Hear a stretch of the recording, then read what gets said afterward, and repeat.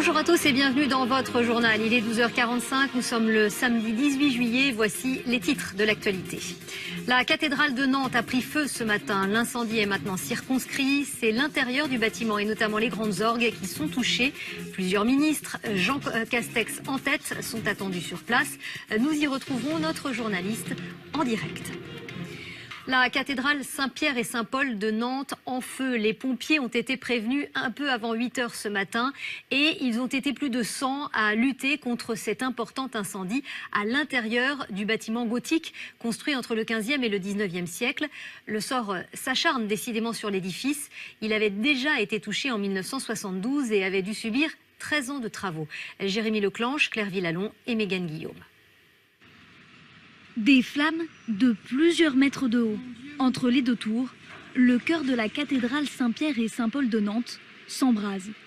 Devant l'édifice vieux de 500 ans, habitants et croyants assistent médusés à la scène. Ces images sont quand même marquantes et un peu affolantes pour nous. J'ai vu la fumée en passant, je me suis dit non, c'est pas possible, quoi. C'était une très belle cathédrale, quoi. À l'intérieur était magnifique, c'est dommage, quoi. Vers 7h45, les pompiers sont prévenus par des riverains. Une fois sur place, ils découvrent 3 départs de feu, avec un important foyer derrière la rosace centrale, au niveau du grand orgue. Le grand orgue semble entièrement détruit, ainsi que la plateforme sur laquelle il se situait. Après, évidemment, on regardera si des œuvres d'art ont été touchées, notamment avec les fumées. Le feu est finalement circonscrit quelques heures plus tard, et ce midi, il serait complètement maîtrisé. C'est la 2e fois que la cathédrale part en fumée. En 1972, son toit s'était effondré. Aujourd'hui, une solide armature en béton le remplace et le protège des flammes. Pour le recteur de la cathédrale, ce nouveau drame est incompréhensible. C'est un bâtiment qui est très suivi. Il y a des inspections régulières, hein. Rien ne laissait supposer évidemment un tel drame. Et pour la ville, c'est aussi un coup dur de plus, presque une malédiction. À quelques mètres de la cathédrale, il y a 5 ans, c'est la basilique Saint-Donatien qui brûlait. Les travaux de reconstruction sont toujours en cours aujourd'hui. Pour la cathédrale, en plus de l'orgue, des vitraux d'origine du XVIe siècle ont été détruits. Mais pour l'heure, les dégâts à l'intérieur semblent limités. Nous retrouvons sur place en direct Hélène Camille. Alors Hélène, est-ce que l'on en sait un peu plus sur les causes de cet incendie ? Eh bien, Nathalie, d'après les derniers éléments, il n'y aurait pas un, mais 3 départs de feu à 3 endroits distincts de la cathédrale. L'un au niveau du grand orgue, l'autre au niveau d'un petit orgue qui se trouve à gauche de l'autel. Lui aussi a été complètement détruit. Et un 3e départ de feu qui se situerait à droite de l'autel. C'est donc la piste criminelle qui est envisagée. C'est pour cela que le procureur de Nantes a ouvert une enquête pour incendie volontaire. L'enquête qui ne fait que commencer. Et actuellement, les officiers de police judiciaire sont à l'intérieur de la cathédrale en train de procéder à des relevés. Et comme pour une scène de crime, eh bien, il faut figer la scène, être sûr de ne négliger aucun détail. Des relevés qui se font dans des conditions difficiles puisqu'il faut encore sécuriser la plateforme sur laquelle se situait ce grand orgue, une plateforme qui est menaçante. On est donc dans une autre configuration que dans les 2 autres incendies qui avaient touché la cathédrale en 72 et la basilique Saint-Donatien en 2015 où il s'agissait là d'incendies accidentels. Alors Hélène, des officiels sont attendus sur place cet après-midi. Et oui, Nathalie, après la visite ce matin de Johanna Rolland, la maire de Nantes, c'est Jean Castex qui a attendu en début d'après-midi vers 14 h le Premier ministre qui a interrompu sa visite sur ses terres à Prades ce matin pour se rendre ici à Nantes, notamment à la rencontre des pompiers. Il ne sera pas seul, il sera accompagné de son ministre de l'Intérieur, Gérald Darmanin, et de la ministre de la Culture, Roselyne Bachelot. Quelques jours seulement après l'entrée en fonction de ce nouveau gouvernement, eh bien, le gouvernement tient à montrer qu'il se mobilise et tient à montrer qu'il se déplace dans tous les territoires, même au cœur de l'été. Merci Hélène Camille, en direct de Nantes. Il est 19h45, nous sommes le samedi 18 juillet. Voici les titres de l'actualité. À Nantes, une enquête est ouverte pour incendie volontaire après le sinistre qui a ravagé la cathédrale et détruit le grand orgue. Plusieurs départs de feu ont été constatés. Le Premier ministre s'est rendu sur Notre-Dame de Paris. C'est donc la cathédrale Saint-Pierre et Saint-Paul de Nantes qui brûle à son tour. Les pompiers ont circonscrit l'incendie en quelques heures ce matin, mais ils n'ont pas pu sauver le Grand Orgue. L'origine criminelle est privilégiée. 3 départs de feu ont en effet été constatés. Une enquête est ouverte. Jérémy Leclanche, Claire Villalon et Mégane Guillaume. Sous la pression des flammes, ils ont volé en éclats. Plus de vitraux sur la façade de la cathédrale gothique Saint-Pierre et Saint-Paul de Nantes. Une rosace du XVe siècle, détruite vers 8 h ce matin en quelques minutes, sous les yeux ébahis des habitants.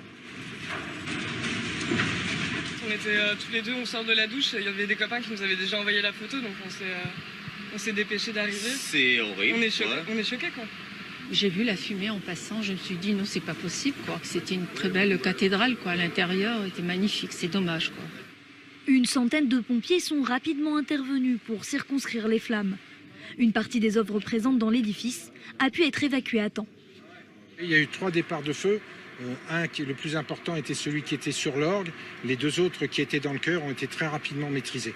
3 départs de feu à 3 endroits éloignés de plusieurs mètres dans la cathédrale et à proximité de systèmes électriques. D'un côté, l'incendie a fait disparaître un tableau du 19e siècle. De l'autre, les stalles du chœur. La plus grosse perte, c'est celle du grand orgue de la cathédrale. Un instrument vieux de 400 ans, il n'en reste aujourd'hui qu'un tapis de cendres. C'est un spectacle de désolation, parce qu'à la tribune, il y avait le grand orgue. Il n'y a plus de grand orgue, il n'y a plus rien. C'est vide. Un espace vide, on ne reconnaît pas notre cathédrale. L'origine du feu reste inconnue. La police judiciaire a été saisie et une enquête pour incendie volontaire ouverte. Mais la piste accidentelle est également envisagée.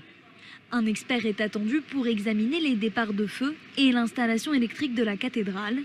Pour le moment, aucune trace d'effraction n'a pu être constatée sur les lieux. Jean Castex s'est rendu sur place dans l'après-midi en compagnie du ministre de l'Intérieur Gérald Darmanin et de la ministre de la Culture Roselyne Bachelot. Hélène Camille, vous êtes sur place. Qu'est-il ressorti de cette visite gouvernementale ? Eh bien Nathalie, Jean Castex et ses ministres sont arrivés ici aux alentours de 16 h et c'est directement au poste de commandement des pompiers que le Premier ministre s'est rendu pour avoir un point détaillé, vidéo à l'appui, sur le déroulement des opérations. Il a ensuite tenu à saluer et à rendre hommage à la centaine d'hommes qui ont maîtrisé cet incendie ce matin. Un passage en revue des troupes ponctué par les applaudissements de Jean Castex et de sa ministre de la Culture Roselyne Bachelot.